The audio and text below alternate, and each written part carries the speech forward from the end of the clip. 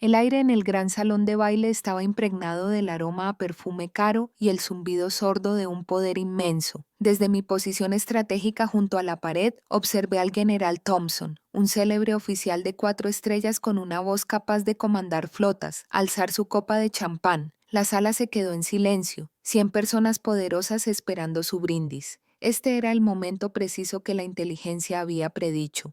Rompiendo el protocolo, salí de entre las sombras, con el uniforme de mi camarero, el camuflaje perfecto. Me abrí paso entre la multitud reluciente hasta que estuve justo a su lado, inclinándome como si fuera a ofrecerle un aperitivo. Mi voz era un susurro urgente y bajo en un francés parisino perfecto. «Nouvelle paca, no bebas eso». La expresión jovial del general no solo se desvaneció, sino que se evaporó. Sus ojos, tan acostumbrados a observar campos de batalla, se clavaron en los míos con una repentina y penetrante mirada. Un destello de confusión seguido de una incipiente comprensión que heló el aire entre nosotros. Susurró una única señal de llamada legendaria, un nombre que solo se pronunciaba en salas de seguridad e informes clasificados. Fantasma. 5 minutos después, las puertas del ornamentado salón de baile se abrieron. Policías militares con equipo táctico completo irrumpieron en la sala, creando un pasillo disciplinado entre los embajadores en pánico. Observé a mi hermano Mark, boquiabierto y confundido, una confusión que se transformó en absoluta incredulidad mientras los soldados marchaban con aterrador propósito directamente hacia su mesa. Todo había comenzado hacía apenas una hora. Estaba recogiendo vasos vacíos cuando lo vi acercarse. Mi hermano Mark, un hombre que consideraba a su familia como una escalera y no tenía reparos en subirse a los peldaños, se dirigía hacia mí. Iba acompañado de su jefe, el señor Sterling, un carismático contratista de defensa cuya sonrisa refinada nunca llegaba a su mirada fría y depredadora. Mark me hizo un gesto con una sonrisa desdeñosa, la misma que recordaba de todos los cumpleaños de mi infancia que había conseguido arruinar. «Señor Sterling, le presento a mi hermana», anunció, con la voz impregnada de esa familiar falsa cortesía. «Solo es camarera, ¿se imagina?». Las palabras calaron hondo, pero trajeron amigos. No solo oí el susi que el insulto, vi el libro de cuentas interno desfilar en mi mente, el fondo universitario que vaciaron para su negocio, la forma en que lo llamaron emprendedor mientras yo apenas estaba averiguando. Sterling me dirigió una mirada lenta y despectiva. Como un león podría mirar a un ratón antes de darme la espalda sin decir palabra. El desaire fue público, absoluto. Una furia fría, limpia y precisa me invadió. No era intensa ni caótica. Era la calma concentrada de una gente cuyo objetivo acababa de confirmar su propia debilidad. La risa de Mark resonó en mis oídos. Otro punto ganado en una rivalidad fraternal, solo que él seguía jugando. No tenía ni idea de que acababa de menospreciarme delante del hombre al que debía neutralizar en la operación Beso de la Serpiente. Para comprender el ajuste de cuentas que siguió, hay que comprender las 2 vidas que vivía. Vivir 2 vidas significa convertirse en un experto en compartimentar. Construyes muros dentro de tu propia mente, gruesas barreras insonorizadas entre la persona que eres y la persona que ven. Un mundo es para la familia, una narrativa de mediocridad cuidadosamente construida para mantenerlos cómodos. El otro es la verdad, un lugar de sombras y secretos, con riesgos tan altos que detendrían el corazón de mi familia. El abismo entre estos 2 mundos nunca se había sentido más amplio ni más insultante que en nuestra última cena familiar, un mes antes de la gala de la embajada. El aire estaba impregnado del olor del pollo asado de mi madre y de la insufrible arrogancia de mi hermano. Mi padre Robert, un hombre que medía su propio valor según el éxito percibido de sus hijos, estaba pendiente de cada palabra de Mark. Papá era un gerente de nivel medio que había pasado 30 años soñando con un puesto ejecutivo que nunca consiguió, y estaba decidido a ver sus ambiciones realizadas a través de su hijo. Mark, mi hermano, el niño mimado de la familia, estaba interpretando el papel a la perfección. Se recostó en su silla, removiendo su vino, y habló de un acuerdo logístico multimillonario. Su jefe, el gran señor Sterling, estaba a punto de cerrar el trato. Todo era humo y espejos, por supuesto, una actuación para un solo público. Mi padre, que prácticamente rebosaba de orgullo. «Ese es mi chico», bramó, dando un golpe en la mesa, un traje elegante y un instinto asesino. Ese Sterling es un hacedor de reyes y ve tu potencial. Escuché, mi rostro, un lienzo cuidadosamente en blanco. Este era el teatro familiar y sabía que mi papel era ser un espectador silencioso, pero el silencio se me hacía cada vez más difícil. Decidí tantear el terreno para ofrecer un poco de mi propia realidad. De hecho, yo también tengo noticias, dije con voz tranquila pero clara. Mi restaurante me enviará a París unas semanas para una formación avanzada en hostelería. Mi madre, Linda, una mujer que creía que la paz familiar era un tesoro que había que proteger a toda costa, incluso si eso significaba ignorar injusticias flagrantes, me dedicó una sonrisa plácida. «Qué bien, cariño», dijo, con un tono que destilaba un desdén cortés. «Al menos aprenderás una habilidad útil». ¿Una habilidad útil? Se quedaron ahí. Otro pequeño recorte para añadir a una colección que había estado conservando toda mi vida.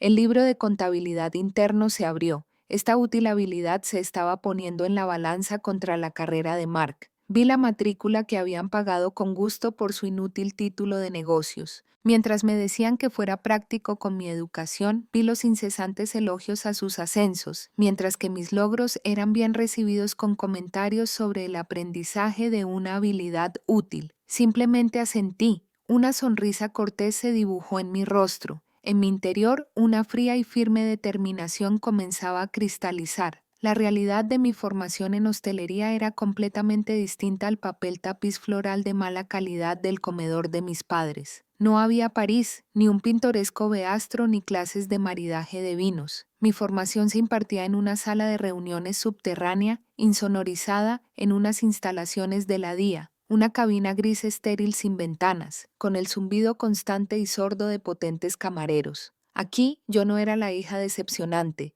era un recurso valioso. Al otro lado de una mesa de acero estaba sentado mi supervisor, un oficial superior, severo pero justo, llamado Wallace. Era un hombre que hablaba solo con hechos. Su rostro era una máscara de disciplinado profesionalismo. Apuntó con un láser a una fotografía granulada del señor Sterling proyectada en la pared. Su sonrisa parecía siniestra y depredadora incluso a miles de kilómetros de distancia. «Olvídense de la logística», dijo Wallace con voz monótona y sin emoción. «Sterling no está moviendo piezas de maquinaria, está transfiriendo datos clasificados de guía de armas a un servicio de inteligencia extranjero. La gala de la embajada es el punto de entrega». Luego apuntó con el láser a una foto del general Thompson. «El general es el cebo. Tu objetivo principal es la protección de activos. Tu tapadera es el personal de catering. Nadie te mirará dos veces, lo que te convierte en el perfecto fracasado». Me miró fijamente a los ojos. El peso de sus palabras se apoderó de mí como una fuerza física. «El nombre de la misión es Operación Beso de la Serpiente. Eres el único activo que tenemos dentro. Tu indicativo es fantasma, fantasma. En el mundo de mi familia ya era un fantasma, un niño invisible que se deslizaba por las reuniones familiares sin ser notado. La ironía era tan densa que casi podía saborearla. Mi supuesto entrenamiento de hospitalidad había consistido en 2 semanas agotadoras de ejercicios de contravigilancia, repasos de combate cuerpo a cuerpo y memorización de los planos de cada conducto de ventilación y pasillo de servicio de la embajada francesa. Mientras Mark aprendía a adular a su jefe, yo aprendía a desaparecer entre la multitud, a detectar una amenaza a 100 metros de distancia y a neutralizarla sin que nadie supiera mi presencia. Mi mundo era una inmensa responsabilidad, decisiones de vida o muerte tomadas en una fracción de segundo. La semana antes de la gala, mi madre me llamó. Su voz era alegre, vivaz y completamente ajena a todo. «Tu hermano está muy emocionado, cariño», dijo con voz alegre. «El señor Sterling lo está presentando a todos los que importan. Esta es su gran oportunidad, es de lo único que habla». Entonces llegó la inevitable pregunta, impregnada de la culpabilidad que dominaba con maestría. «¿Seguro que no puedes tomarte la noche libre en ese restaurante para ir a apoyarlo?» Recuerdo mirar fijamente los planos detallados de la embajada en mi portátil seguro, recorriendo con el dedo la entrada prevista del diputado. «No te preocupes, mamá», dije con voz apagada, incluso tranquila. «Allí estaré». Durante años había intentado hablar su lenguaje de ascensos y prestigio, pero solo respetaban la apariencia de poder. Así que en esa gala decidí que por fin les hablaría en el único idioma que representa la verdadera autoridad. Después de que Sterling me diera la espalda, algo en mi interior cambió. El dolor punzante de la humillación por las palabras de mi hermano se enfrió en algo completamente distinto, algo agudo, concentrado y de una calma absoluta. El insulto no fue solo una herida más, fue un regalo. La arrogancia de Sterling, su total desdén por mí, fue un fallo fatal en su planificación. No podía concebir una amenaza proveniente de alguien a quien consideraba indigno de su atención. Fue en ese momento que decidí que esta operación sería más que un éxito discreto. Iniciaría el protocolo de contramedidas activas. No se trataría solo de detener un ataque, sería una corrección pública ejecutada en el mismo escenario que mi hermano creía que sería su triunfo. Mis movimientos por el salón se volvieron decididos. Mi imagen de camarera, la tapadera perfecta para una última inspección meticulosa, ya no solo servía a bebidas, era una cazadora que mapeaba el terreno. Mis ojos recorrieron los candelabros relucientes y las sonrisas falsas, catalogando detalles que solo un agente entrenado vería. Vi al cómplice de Sterling, un camarero comprometido cuyas manos temblaban ligeramente, con la mirada constantemente fija en la mesa del general. Seguí su camino hacia la barra, observando desde la periferia cómo se encontraba con otro contacto. Allí estaba, una sutil entrega bajo la tapa del bar, un pequeño frasco de vidrio pasando de una palma a otra. Observé al cómplice preparar una bandeja específica de champán, de espaldas a la sala. Destapó el frasco y con experta discreción aplicó el líquido inodoro e incoloro al borde de una copa. Era un potente agente nervioso diseñado para ser absorbido por las membranas mucosas de los labios, asegurando una muerte rápida e imposible de rastrear que se descartaría como un ataque cardíaco repentino. El vector de entrega se confirmó. La amenaza ya no era una posibilidad, era una certeza. Sentado en una bandeja de plata esperando su momento, mi análisis profesional estaba completo. Era hora de actuar. Me deslicé por un pasillo de servicio oscuro que olía a desinfectante y vino frío.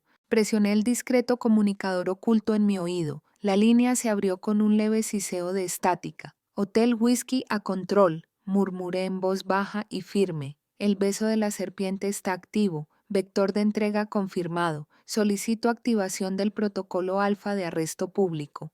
Un instante de silencio. Entonces llegó la voz tranquila y clara de mi supervisor Wallace. Controla fantasma. Recibido. Protocolo alfa autorizado. No hubo sorpresa ni vacilación, solo el sonido de una máquina bien engrasada poniéndose en marcha. El equipo de derribo de la policía militar espera 90 segundos en la entrada de servicio, a la espera de su señal visual de salida. Está autorizado a actuar. La trampa ya estaba oficialmente autorizada y lista para saltar. Me quedé solo en el silencioso pasillo, con los sonidos apagados de la gala a un mundo de distancia. Tenía el objetivo, el método y la plena autoridad del ejército estadounidense esperando mi señal. Las invitaciones habían sido enviadas. La seguridad estaba autorizada. Sterling creía ser el director de los eventos de la noche. No tenía ni idea de que era solo un actor en mi producción, y la escena final estaba a punto de comenzar. Regresé al gran salón de baile. La puerta de servicio se cerró silenciosamente tras mí. La escena estaba exactamente como la había dejado, un retablo resplandeciente de poder e influencia con el murmullo de las conversaciones llenando el aire. Mis ojos se encontraron de inmediato con mi hermano Mark. Estaba de pie junto al señor Sterling. Su postura irradiaba un orgullo petulante que casi resultaba doloroso de ver. Se regodeaba en la gloria reflejada de un hombre al que consideraba un titán, completamente inconsciente de que estaba parado sobre una trampilla. Desde su posición estratégica, tenían una vista perfecta del camarero comprometido que iniciaba su lento y deliberado acercamiento al general Thompson. Era el momento, era la cumbre del mundo de Mark. El momento que más tarde les contaría a nuestros padres como la noche en que su carrera realmente comenzó, le permití vivirlo. Lo dejé saborearlo solo un segundo, luego empecé a moverme. Mi camino era en línea recta, interceptando al camarero justo cuando llegaba al pequeño círculo general.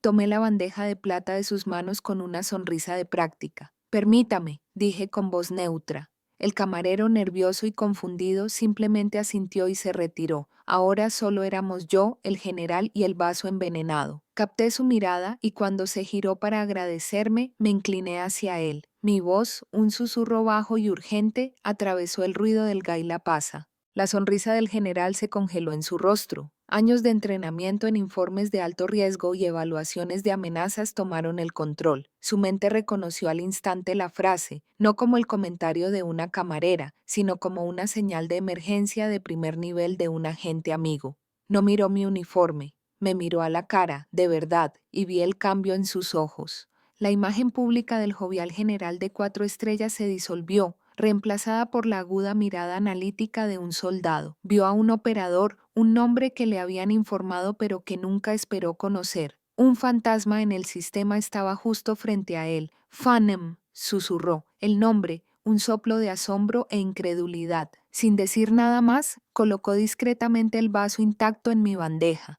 Al otro lado de la sala vi el rostro de Sterling contraerse. La satisfacción petulante se desvaneció, reemplazada por un destello de confusión y luego por un pánico puro y directo. Lo sabía, sabía que lo habían descubierto. En ese preciso instante, como si le hubieran dado una señal, hice un leve gesto hacia la entrada principal. Esa fue la señal de salida. Las puertas del salón se abrieron de golpe con un estruendo que silenció a todos. La policía militar, armada y ataviada con equipo táctico negro, irrumpió en la sala. Se movieron con una precisión aterradora, una oleada de fuerza disciplinada que dispersó a la multitud de dignatarios en pánico. Mark se quedó boquiabierto. Pude ver los pensamientos frenéticos que corrían por sus ojos. Esperaba que formaran un cordón de seguridad alrededor del general para responder a una amenaza invisible. Nunca imaginó que la amenaza estaba justo a su lado. Los policías militares marcharon junto al general, junto a los embajadores confundidos, y formaron un círculo estrecho e ineludible alrededor del ídolo de mi hermano. Un oficial dio un paso al frente, su voz resonando en el silencio atónito. Marcus Sterling queda arrestado en nombre del Departamento de Defensa por espionaje y conspiración para cometer asesinato. El clic de las esposas fue el sonido más fuerte del mundo.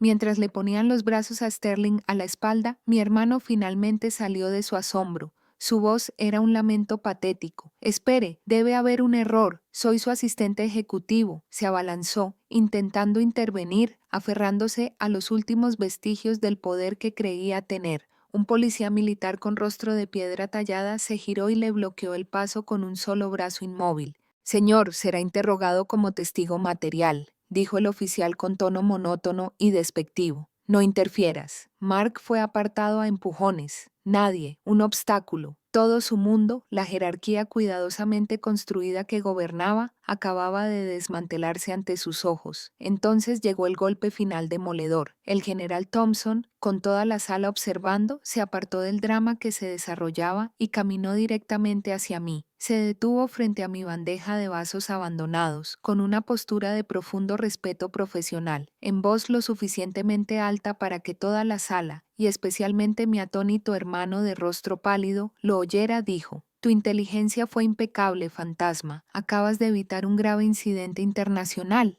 Me dedicó un brusco y formal asentimiento, un gesto de reconocimiento de un guerrero a otro. Yo simplemente asentí con el rostro sereno. Miré a Mark. Me observaba con los ojos abiertos, con un horror que trascendía el arresto de Sterling. Miraba a la hermana a la que había llamado simple camarera y que ahora recibía homenaje público de un general de 4 estrellas con un nombre que jamás había oído. No me veía solo a mí, estaba viendo cómo los últimos 20 años de su aparente superioridad se convertían en polvo. Mi hermano se había pasado la vida persiguiendo un legado prestado de un hombre poderoso. Al final solo le bastaron 3 palabras en francés para comprender que mi nombre, un nombre que ni siquiera conocía, ostentaba todo el poder. El caos de la gala se desvaneció en un silencio sordo y estéril. Me encontraba en una sala de informes segura en lo profundo de la embajada. El aire olía a oxígeno filtrado y café fuerte. La adrenalina había desaparecido, reemplazada por una profunda sensación de calma. Al otro lado de la mesa de acero, el general Thompson y mi supervisor, Wallace, ya no se limitaban a dar órdenes. Hablábamos como iguales, analizando las fichas de dominó que habían caído. Trataron mi aportación no como un informe de un subordinado, sino como una parte vital de la evaluación estratégica. Mi chaqueta del uniforme estaba colgada sobre una silla y por primera vez en mucho tiempo me sentí como si estuviera en mi propia piel. Había un espejo unidireccional en la pared del fondo y a través de él podía ver a mi hermano. Mark estaba sentado en una sala de entrevistas temporal, desplomado en una silla de plástico duro bajo la luz implacable de una única bombilla fluorescente. Parecía pequeño, insignificante, despojado de la arrogancia que había sido su armadura durante tanto tiempo.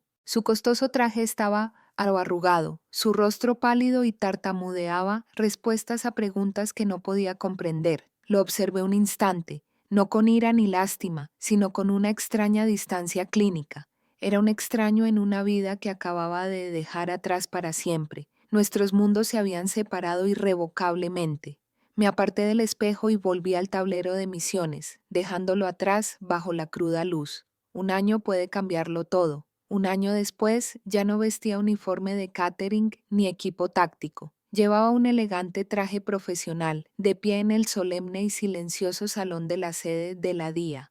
La luz del sol se filtraba por los altos ventanales, iluminando los innumerables nombres tallados en el mármol negro del muro conmemorativo. Un testimonio de auténtico sacrificio, de legados ganados en silencio y pagados con todo. Mi nombre no estaba en ese muro, y recé para que nunca lo estuviera. Estaba allí para honrar a un colega caído, un momento de reflexión en un mundo que rara vez se detenía. Oí unos pasos suaves que se acercaban y me giré para ver al general Thompson de pie a mi lado. Miró el muro un instante antes de volverse hacia mí. Tus acciones de ese día, la información de la red de Sterling, tuvieron un efecto dominó y aún nos beneficiamos, fantasma, dijo en un murmullo bajo y respetuoso. La Junta lo aprobó esta mañana. Te están dando tu propio grupo de trabajo. Mi nuevo mundo no era una oficina de esquina, era una sala de reuniones de vanguardia conocida como El Nido.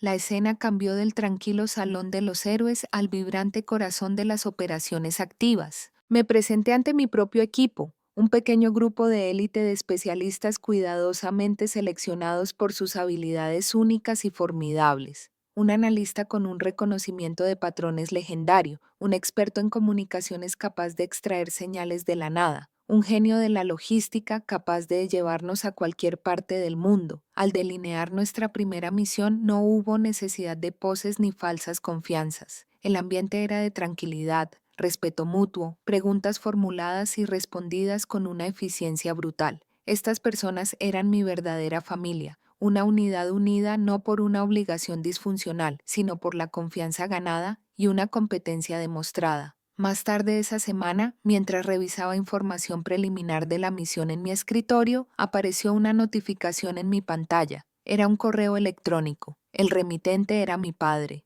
El asunto era solo una palabra. Mi dedo se cernía sobre el botón de borrar, pero un destello de algo, tal vez solo una necesidad clínica de cerrar el asunto, me hizo abrirlo. El correo era corto, las palabras torpes y llenas de un dolor con el que ya no podía conectar. Explicaba que Mark había perdido su trabajo, su reputación, todo su futuro. La investigación lo había exonerado de cualquier delito, pero lo había tildado de necio, cómplice despistado de un traidor. El mensaje era una maraña de excusas y arrepentimientos. Entonces vi la última frase, las palabras que antes habría dado cualquier cosa por leer. Nos equivocábamos. Mi padre había escrito sobre todo. Leí la frase 2 veces. Fue una confesión plena, una rendición total. Hace una década habría sido un bálsamo sanador. Hace 5 años habría sido una reivindicación. Ahora era solo información. Cayó sin impacto, como una piedra arrojada a un pozo muy profundo. Mi paz ya no era propiedad suya, para darla o retenerla.